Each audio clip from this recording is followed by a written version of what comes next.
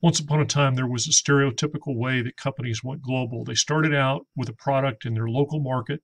They were successful, they grew, and at some point, they decided to begin selling overseas, and they typically pursued an export strategy, which is to say, they took what they sold in their factories and just tried to market overseas. If that was successful, then again, stereotypically, they would be attracted by the opportunities to manufacture overseas, and they would become a truly global company with eventually manufacturing migrating it to the lowest cost location possible. Today, you see companies sometimes that start global from the beginning, although the stereotypical way is still pretty common. If you even look at a company like Tesla, initially they focused on the US market and then they expanded to a very culturally near market, which would be Western Europe, and then they've made the big jump into China, as we'll see a little bit later in our discussion today. As you prepare for the exam, do not worry about Porter's diamond. I don't think that's relevant anymore, so I don't test anything from that. I try to talk about going global by discussing what are the major questions a company has to answer as it develops its global strategy. And so that becomes, what countries are we going to sell in, or what regions are we going to sell in, and what are we going to sell? How are we going to manufacture that product? How are we going to organize our company? Which we're not really going to talk about that in this. We'll have touched on that in our discussion about organizational strategies. How are we going to enter that country? And that has to do with the manufactured ware. And then we'll close today with talking about how does this go wrong? And like all things in strategy, it can very easily go wrong. I'm not saying that these are just like a differentiation strategy, a cost leadership strategy, and this being the integrated strategy. But just like I've encouraged you to think of those three business strategies as not so much bubbles, but poles where there's a continuum, I'd like to view the same. So if you talk about typically, if you're really striving for standardization and low cost in your production, that would be a global strategy. And then the more that you adapt to the desires of the customer, you move through the transnational strategy and eventually could get into the multi-domestic strategy. So let's illustrate those now.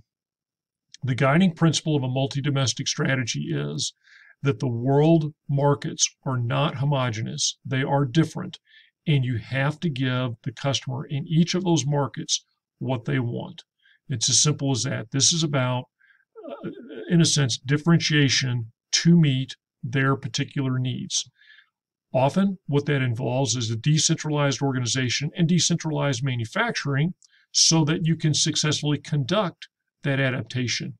And that the product may be different. It may be that you've significantly adapted your marketing to local taste. It may be that you've done something strategically to adapt to the local tastes.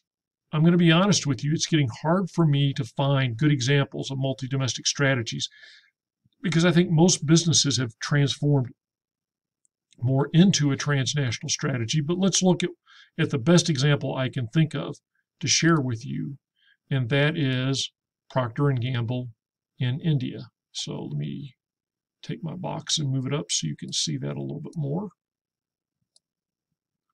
So this is Procter & Gamble in India. Notice the brands, some that you recognize, some that are not as familiar to you. Often what makes them different in India is not just the brand name, but also the way they're packaged. They tend to be packaged in much smaller package sizes because people's financial situation does not afford them to buy a big jug of Tide so that they have a month's supply. They may need to buy 2 or 3 packets so that they have enough Tide to wash their clothes 2 or 3 times. So there is an example, but I'm going to be honest with you. I struggle to find great examples of companies that I would say are employing a purely multi-domestic strategy.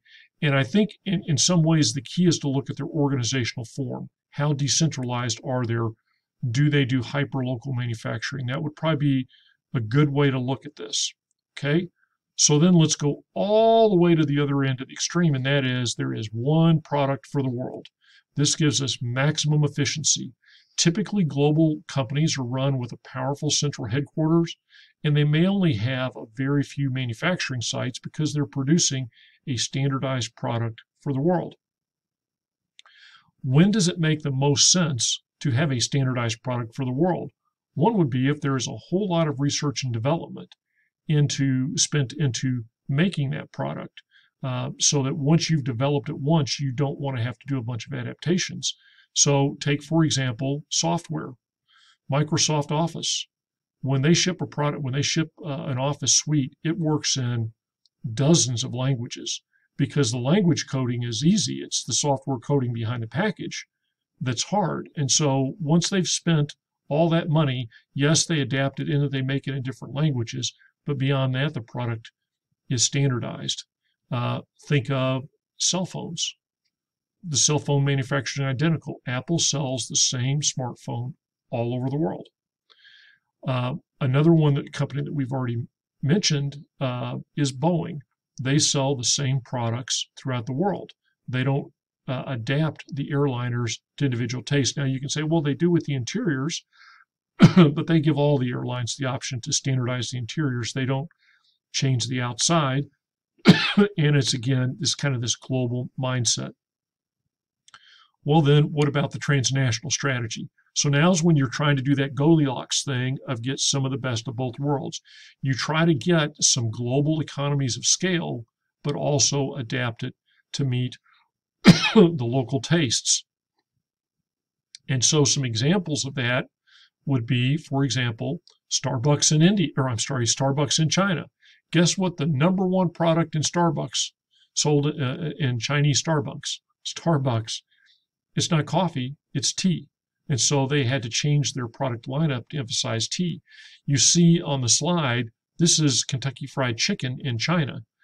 Kentucky Fried Chicken was one of the very first successful Western franchises in China, and you can see they did it by adopting to Chinese tastes. Have another very recent example, not that one, and that would be IKEA recently moved into India. You can see it 2018, so this has only been about 2 years ago. And it says, after years of waiting, IKEA is taking on one of the biggest markets. So this talks about how big their desires are. Notice it says it had some experience in India because they've been sourcing materials there for about 3 decades, but they weren't allowed to open a store. This is the key product that I want you to see about how they're integrated. Indian customers will be able to buy popular global IKEA products like blah, blah, blah, blah, blah. And their basic style of retail is unchanged.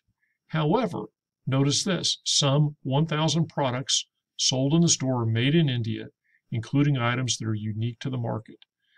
Notice what the guy said here. We knew from the beginning that we could not be arrogant and try to copy and paste. That would be a global operation.